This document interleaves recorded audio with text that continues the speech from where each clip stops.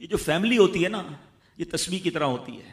اور ہم نے دیکھا ہے کہ یہ جو ہے نا تسبیح کے اوپر والا حصہ، یہ ماں باپ ہوتے ہیں. جب یہ چلے جاتے ہیں نا تو اپنے بھائی بہنوں کو جس طرح تسبیح کے دانے بکھرتے ہیں نا، اس طرح بکھرتے دیکھا ہے.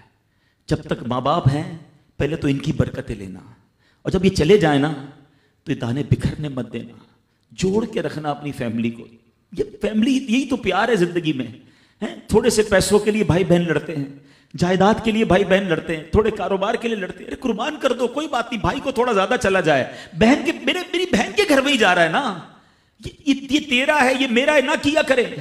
یہ گھر کی محبتیں آپ کو بہت ساری بیماریوں سے بچاتی ہیں. حدیث پاک میں آتا ہے جس کا مضمون ہے جو چاہتا ہے کہ اس کی زندگی میں اضافہ ہو جائے، عمر میں اضافہ ہو جائے، بری موت سے بچے، اسے چاہیے کہ وہ صلہ رحمی کرے. صلہ رحمی کیا ہے؟ اپنے رشتہ داروں کے ساتھ اچھا سلوک. اور رشتہ داروں میں the closest family member جو ہے وہ بھائی بہن ہیں، وہ ماں باپ ہیں، بیوی بچے ہیں. ارے ان کو چھوڑ کر دنیا سے محبتیں جتا رہے ہو؟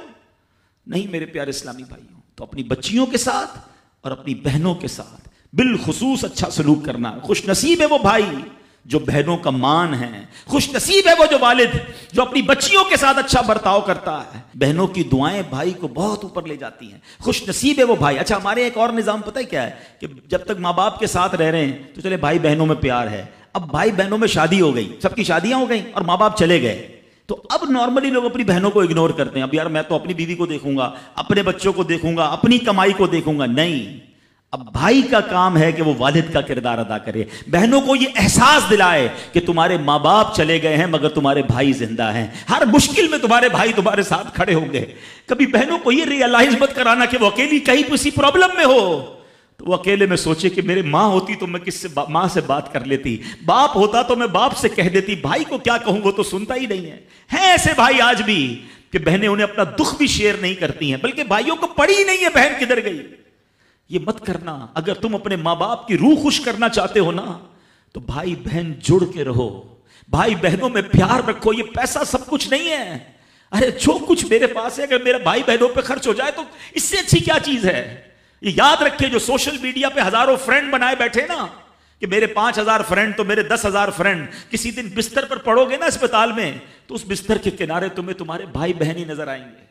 وہ سوشل میڈیا والا تمہارا جو سارے دن چیٹنگ جس کے ساتھ واٹس ایپ پہ لگے ہوئے ہو نا گروپ میں، کوئی نظر نہیں آئے گا. جب تمہارے گھر میں کوئی بچے کا پرابلم ہوگا، آدھی رات کو اگر تمہارے گھر کوئی آ کے تمہیں دلاسا دے گا تو تمہارے بھائی بہن ہوں گے. بہنوں کو حقیر نہ سمجھنا، یہ ان لوگوں کے لیے بھی درس ہے. اسلام جب نہیں آیا تھا نا تو بہنوں کے حقوق نہیں تھے، ان کو کوئی ورثے میں حق نہیں دیتا تھا، بہنوں کی شادیاں نہیں کرواتے تھے. مگر آج بھی کچھ قبائل سنا ہے ایسے ہیں، آج بھی بدبخت کچھ لوگ ایسے ہیں جو بہنوں کے حق دبا لیتے ہیں. ارے بہنیں تو غم گسار ہوتی ہیں، بہنیں تو بھائیوں کا مان ہوتی ہیں. ارے بہنیں ہوتی ہیں تو گھر میں رونق ہوتی ہے. ارے بہنوں کو عزت دیا کرو، بہنوں کو پیار دیا کرو. اللہ کے حبیب فرماتے ہیں ایسا بھی ہوا کہ کچھ لوگوں کی ماں باپ جلدی چلے گئے، اب بھائی پر بہنوں کا بوجھ ہے. ایک صحابی کے بارے میں آتا ہے ان کی 6 یا 7 بہنیں تھیں اور سبحان اللہ وہ اپنی بہنوں کو انہوں نے پالا، اپنی بہنوں کو باپ بن کر پالا، ان کے بالوں میں کنگھی بھی کرتے تھے. اور جب بہنوں کی شادیاں ہو گئیں، بہنیں بڑی ہو گئیں، اپنی شادی تاخیر سے کی اور شادی بھی کسی بیوہ سے کی. پوچھا گیا کہ کیوں بیوہ سے شادی کی؟ کہا میری بہنوں کو ایک ماں کی حاجت تھی، میں کوئی جوان لڑکی لے آتا تو بہنوں کا کیا ہوتا. اللہ اکبر، یہ صحابہ کا انداز. اور آج جو بہنوں کا حق دباتے ہیں، آج جو بہنوں کو ذلیل کرتے ہیں، نک نہ